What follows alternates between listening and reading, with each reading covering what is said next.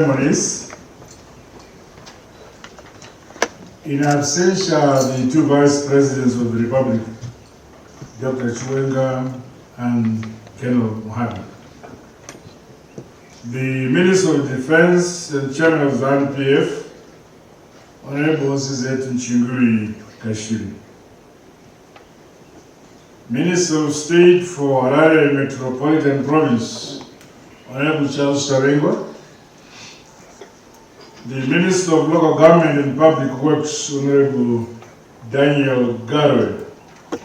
Other ministers and deputy ministers who are here. The Chief Secretary to the President Cabinet, Dr. Martin Bushwaya. Senior government officials who are here.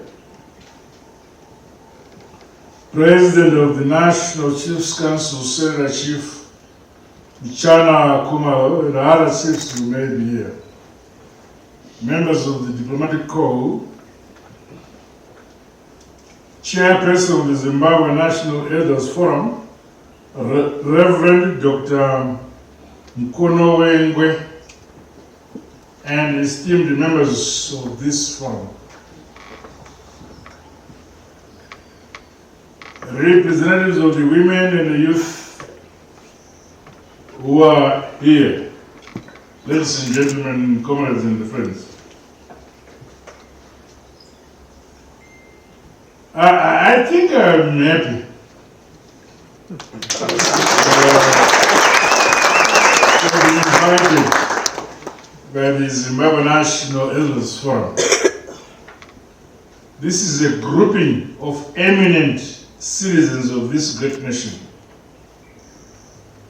For me to address you on an important subject that speaks to the colonial injustices suffered by our people from the year 1890 to 1980.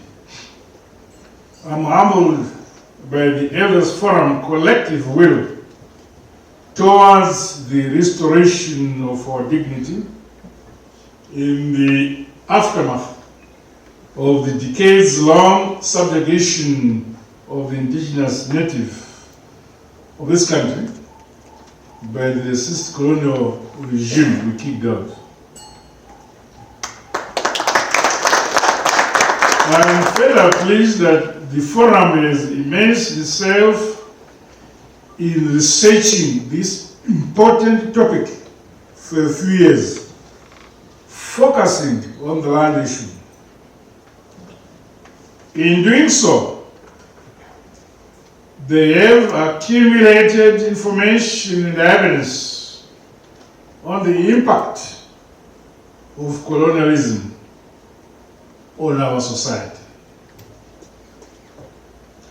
In keeping with this good work, I have had the privilege of receiving a paper from the forum titled, and I quote, "The Untold Story of Injustices, Trauma and Losses Experienced by Indigenous Zimbabweans During the Colonial Era, 1890 to 1980, a case for reparations." I thank you.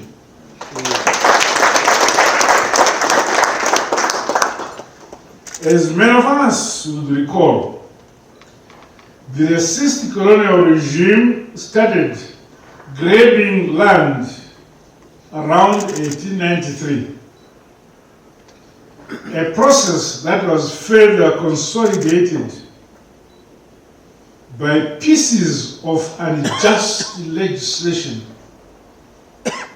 such as the Land Apportionment Act of 1931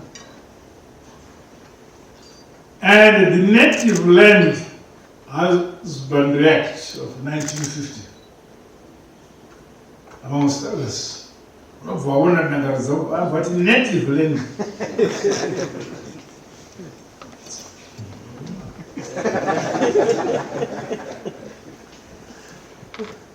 It is therefore pleasing that the forum intends to go further and comprehensively document the untold story of the injustices, the trauma and the loss of lives and livelihoods experienced by our indigenous black people due to colonial land appropriation and the forced movements.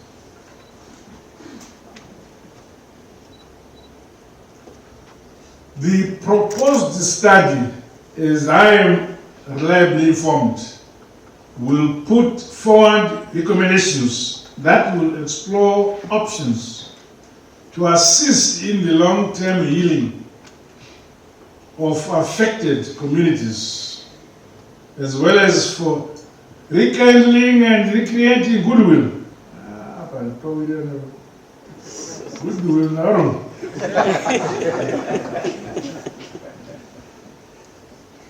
Okay, goodwill between the Zimbabwean society at large and the former colonial power.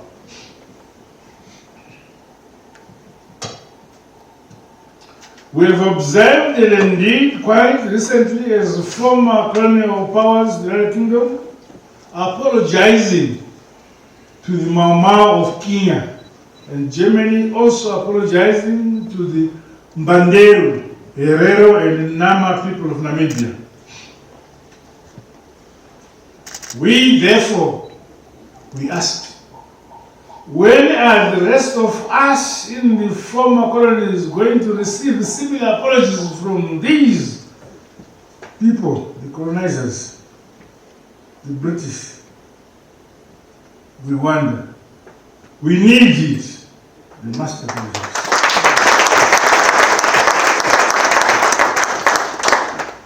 It is no secret that colonial violence was brutal and systematic.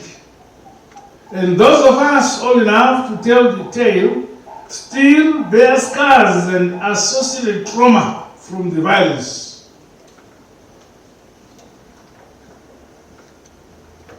Those of my age, most of my colleagues in my category of age, went through very difficult and cruel imprisonment, 10, 15 years in prison here, by these criminals, by these British oppressors.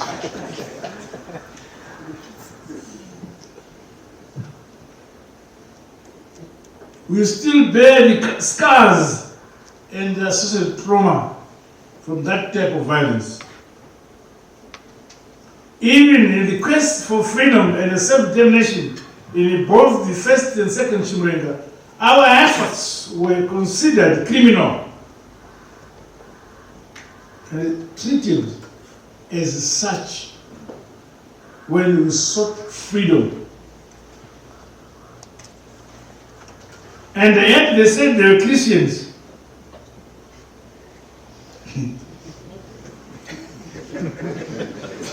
Amen. But Christian,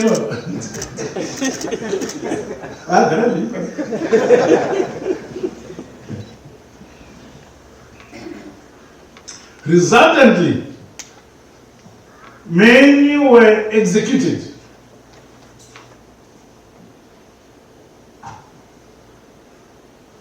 I remember 1964-65 when we were incarcerated here at Raleigh Salisbury prison. They will execute our colleagues and ask us to dig the graves and bury them. Yeah, it's all in prison.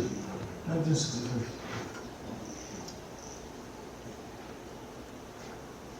We remember this more than a century later because the residual effects of decades-long pain and bitterness are still real up to date.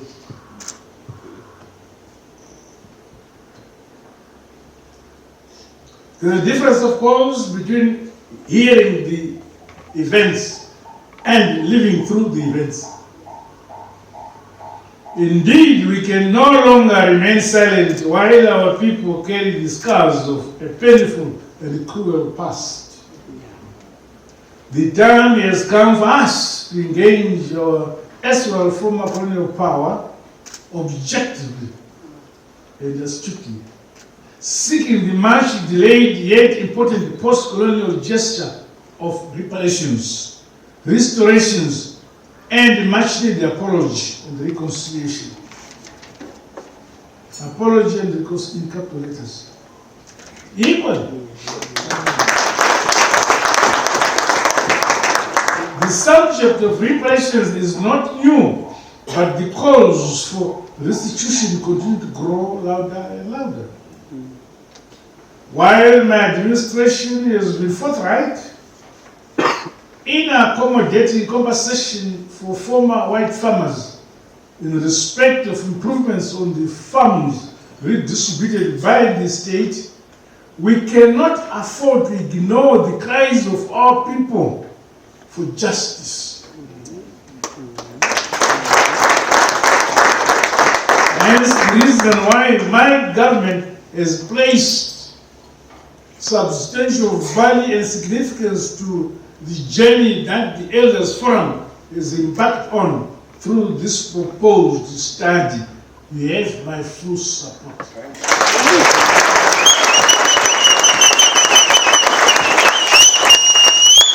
In retrospect, it is the colonial power that should have compensated Zimbabwe first, and Zimbabwe then used the impact of the compensation for the reparations to compensate the former white farmers for improvements.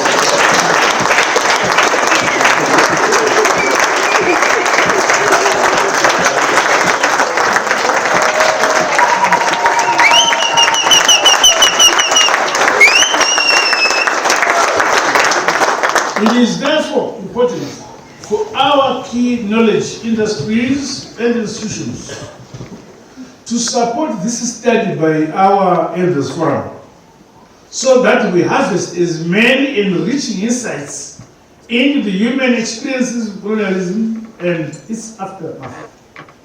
Indeed, a whole of society approach will only serve to give us the best results possible, with the significance of this work reverberating for generations to come.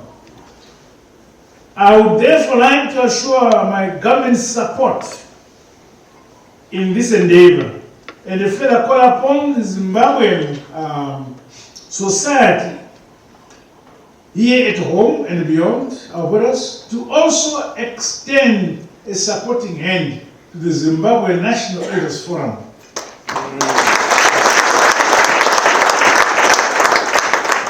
Let me assure the Zimbabwe Elders Forum that they have my full support if they need resources.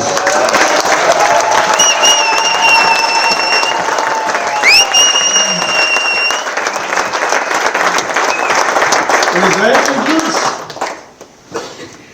I wish to remind us that this is one of the most important investments we have to make, and we owe it to our forefathers, our children, and the future generations that we stood up as a nation.